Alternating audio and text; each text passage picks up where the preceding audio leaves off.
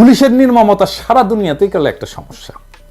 এই মডেল সারা দুনিয়াতে পুলিশের নির্মমতা দূর করার ক্ষেত্রে এক যুগান্তকারী পদক্ষেপ হইতে পারে। পুলিশের নির্মমতার শিকার পুলিশেই নিয়োগ দেওয়া হবে। এই পরিকল্পনাটা অত্যন্ত বুঝতেই পারতেছেন যে ইউনিক এবং মানবিক দৃষ্টিভঙ্গি দিয়া চিন্তা করে বাইর করছি আর কি, যা সারা পৃথিবীতে নজিরবিহীন।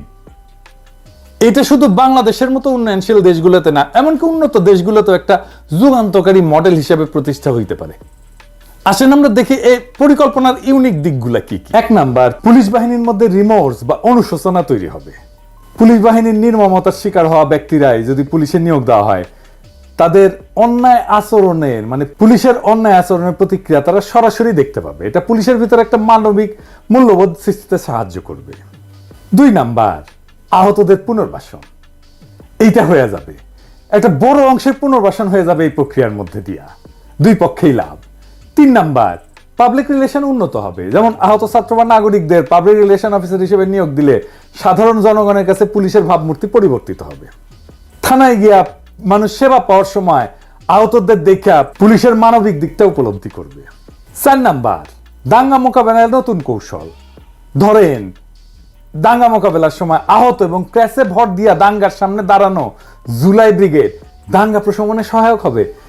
এরা তো সাহসী ছেলে, এরা তো দাঙ্গার সামনে দাঁড়াইতে ভয় পাবে না, ওইখানে যেই তো তারা আহত হয়েছে। এবং তাদেরকে যখন সামনে দেখবে তখন এই পুলিশের উপরে থেকে ঢিল ছুড়বে না। এই কৌশলে পুলিশকে সহিংসতা ছাড়া পরিস্থিতি নিয়ন্ত্রণে সাহায্য করতে পারে। 5 নাম্বার, বিশ্বব্যাপী পুলিশের নির্মমতা সমস্যার সমাধানের মডেল হিসেবে এটা দাঁড়ায় যেতে পারে। আমেরিকা, ইউরোপ এমনকি অন্যান্য দেশে পুলিশের নির্মমতা একটা বড় সমস্যা। এই মডেল সেইখানে গ্রহণযোগ্য হইতে পারে।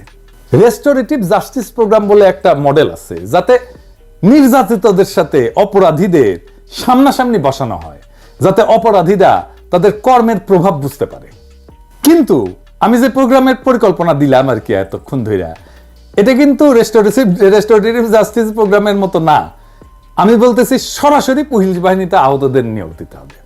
এই পরিকল্পনার প্রভাব কি পড়তে পারে? 1 নম্বর প্রভাব, পুলিশের আত্মসমালোচনা এবং অনুশোচনার সুযোগ তৈরি করবে। এটা তো তৈরি হয় নাই, এটা আমাদের তৈরি করে দিতে হবে। আহতদের চোখের সামনে দেখতে দেখতে পুলিশ নিজেরাই সংযম এবং মানবিক আচরণ করতে শিখবে।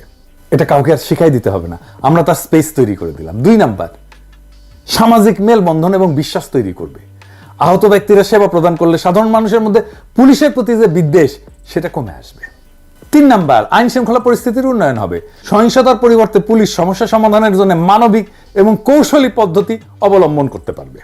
তবে এই প্রোগ্রামের কিছু চ্যালেঞ্জ তো আছেই, সব প্রোগ্রামেরই চ্যালেঞ্জ থাকে, দুর্বল কিছু দিক থাকে, সেটাও বলে রাখি।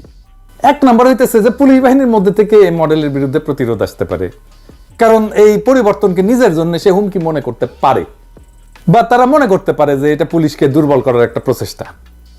2 নাম্বার, আহতদের জন্য একটা আলাদা মানসিক চাপ তৈরি হইলেও হইতে পারে। আমি ঠিক শিওর না যে আহতরা তাদের নির্যাতকের সাথে কাজ করতে গিয়ে আলাদা কোনো মানসিক চাপের মধ্যে পড়ে কিনা, এটা পরীক্ষা করে দেখতে হবে। তাইলে এটাকে কিভাবে ইমপ্লিমেন্ট করা যায়, এটাকে কিভাবে বাস্তবায়িত করা যায়। আমি যদি এটা ইমপ্লিমেন্ট করতাম তাহলে আমি পাইলট প্রজেক্ট করতাম, মানে শুরুতে কয়েকটা থানায়, ধরা যাক 10টা থানায় বা বিশেষ ইউনিটে এই মডেল চালু করতাম। ফলাফল মূল্যায়ন করে পরবর্তীতে এটা বিস্তৃত করতে পারতাম।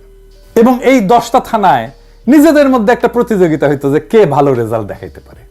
দেখতেন এটার মধ্যে 2টা খুবই ভালো করছে, 2টা খুবই খারাপ করছে, আর বাকিগুলো মাঝারি।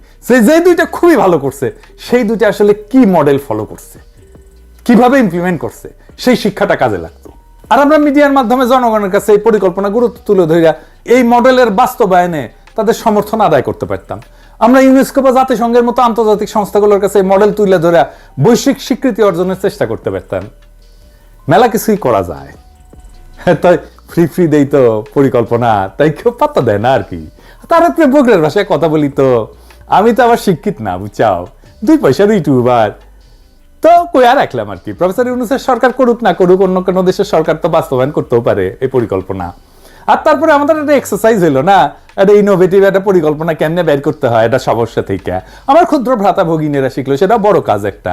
ধরেন 2 পয়সার ইউটিউবের পরিকল্পনা যদি একটা কনসাল্টিং ফার্ম মেলার টাকা দিয়ে বেনে দেয় না, তখন দেখবেন যে সবাই কবে দেখিস কি ফাইন পরিকল্পনা। কার মাথার থেকে বাইরে যে পরিকল্পনা সেটা ব্যাপার না, দুনিয়া এটা সমস্যার সমাধান যদি হয় সে পরিকল্পনায় কে করলো এটা বড় কথা না, আর কি করলেই হইলো আর কি। তবে এই সরকারের সমস্যার এরকম ইনোভেটিভ বা সৃজনশীল সমাধান বের করে দেওয়ার চেষ্টা করব, খালি জায়গায় বসে আওয়াজ দিয়ে নেবেন, বান্দা হাজির থাকবে।